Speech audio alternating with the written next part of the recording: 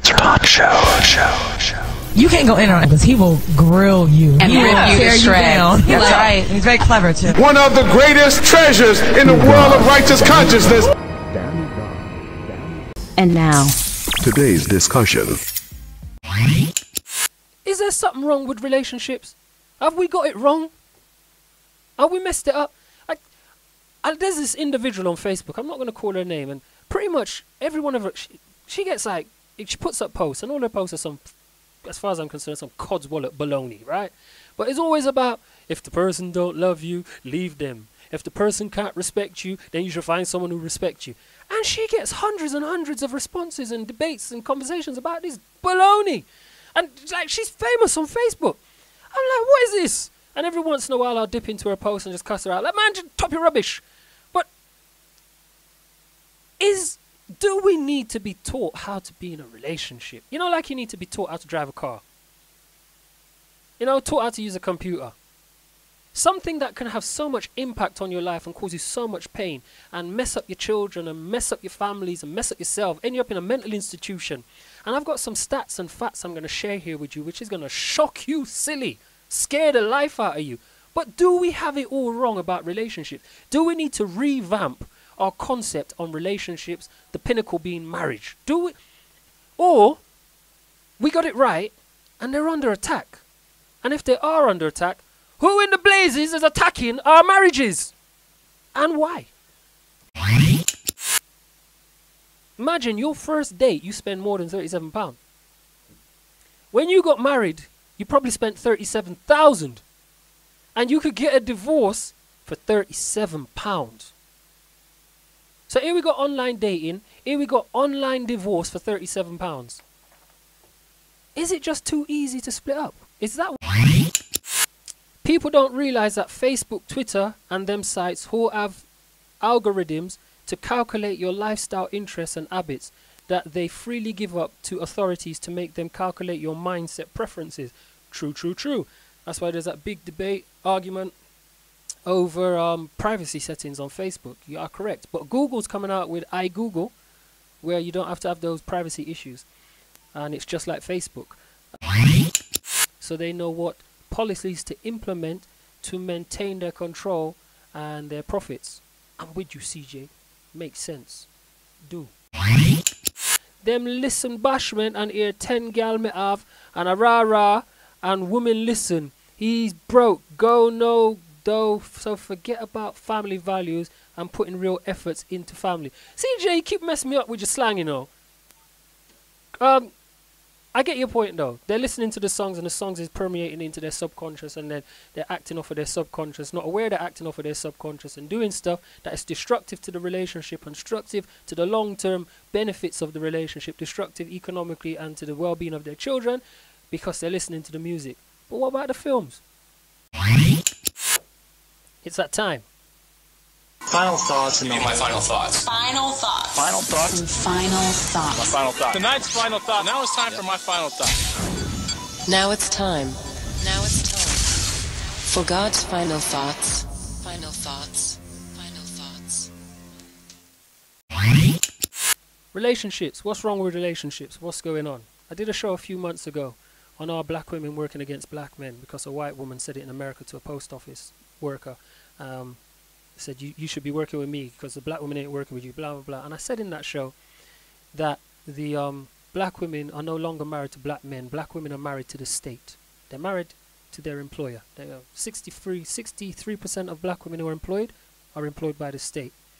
The rest of them are employed all over the place. Some of them up in the city, in the banks and all that. And basically their job is very important to them. They are married to their employer and their main employer is the state. So the state has taken the role of silverback gorilla. Taken the role of silverback gorilla, right?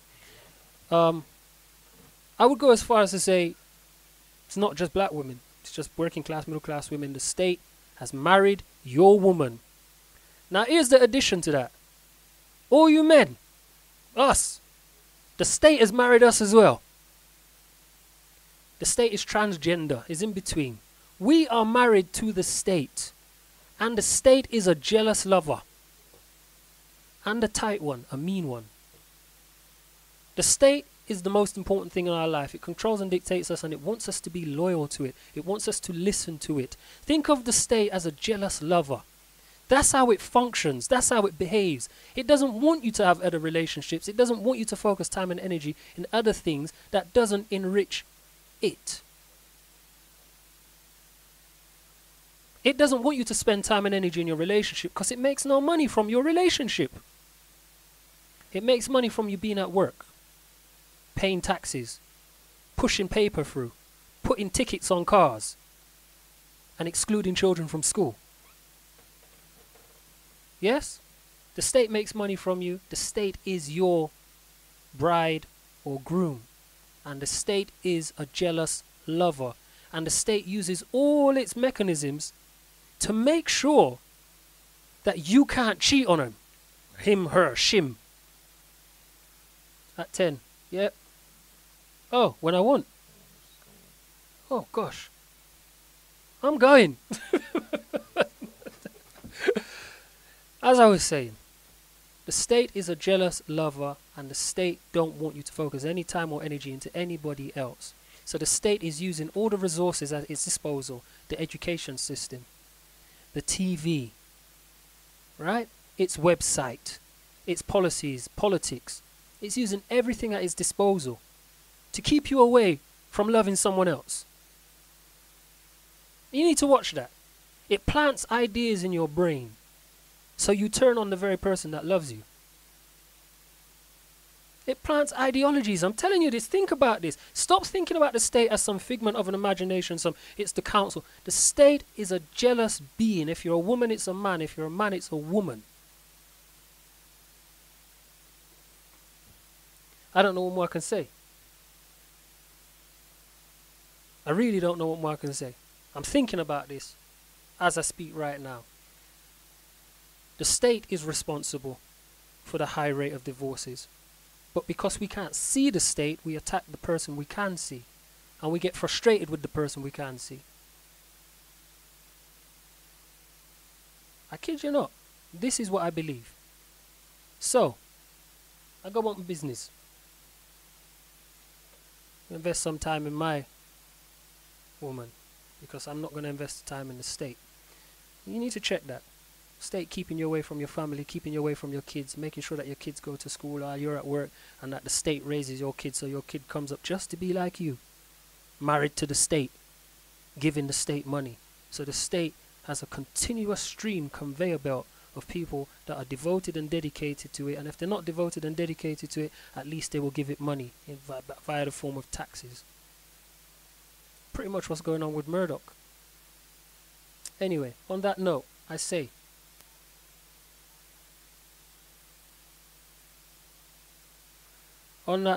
control your thoughts and control your emotions. Because if you don't, someone else or something else will control them for you. Probably the state, with some ideology on equalities, or some ideology on relationships, or some stats on divorces, or some stats on what you should be getting and what you shouldn't be getting, or how things should be. And they will attack you in many various ways. Anything on BBC is run by the state. Anything on Channel 4 is run by the state. Anything on BBC 2 is run by the state.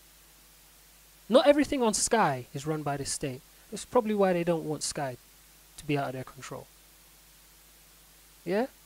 And these things seep into your mind. So, control your thoughts and control your emotions, because if you don't, your wife and husband will control them for you. And I wish you receive, genuinely, I wish we receive everything we have earned. Absolutely everything. I'll finish on this note. I'll read this poem. Actually, I'll tell you about two books, actually. There's a book you can get called The Endangered Black Family: Coping with the Unisexualization and Coming Extinction of the Black Race and Family. It's written by Mr. and Mrs. Eyre, Nathan Hare, H-A-R-E, Ph.D., and Julian Eyre, M-M-E-D, both academics. I've played stuff from Julia Eyre on this show before about blacks, leading blacks and black leaders, right? You could check her out on Tavis Smiley on YouTube if you want to check her out. Very fiery woman, very intelligent woman. Her book is called The Endangered Black Family: coping with the unisexualization and coming extinction of the black family. I leave you with this poem. You're going to like it. Check this poem out. Written by an ex-girlfriend who became a wife.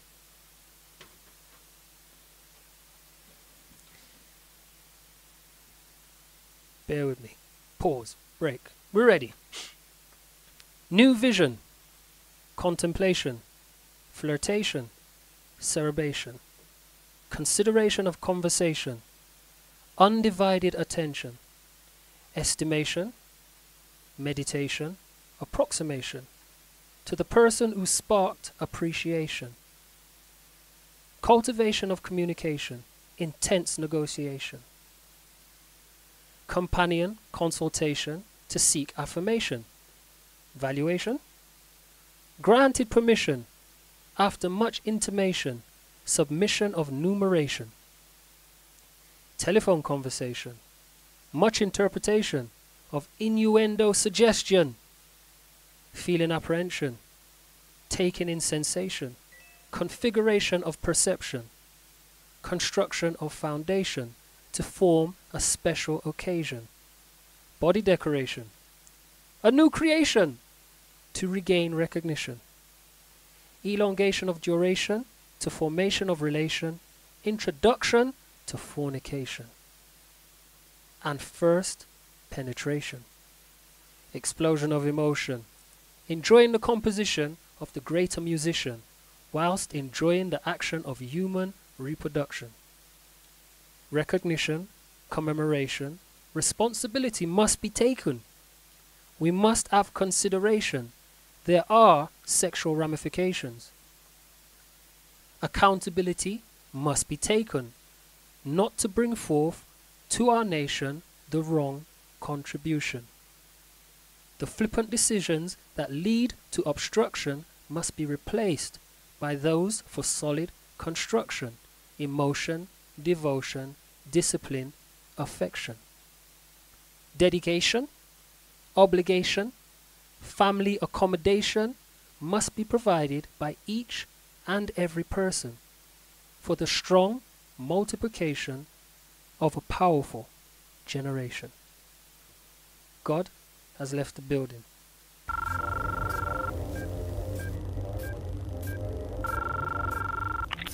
I know you're out there. I can feel you now. I know that you're afraid. You're afraid of us. You're afraid of change. You are now about to witness the strength of street knowledge. I'm Mr. God, aka Danny God. You need people like me. I make this look good. Danny God. On Lightning Radio.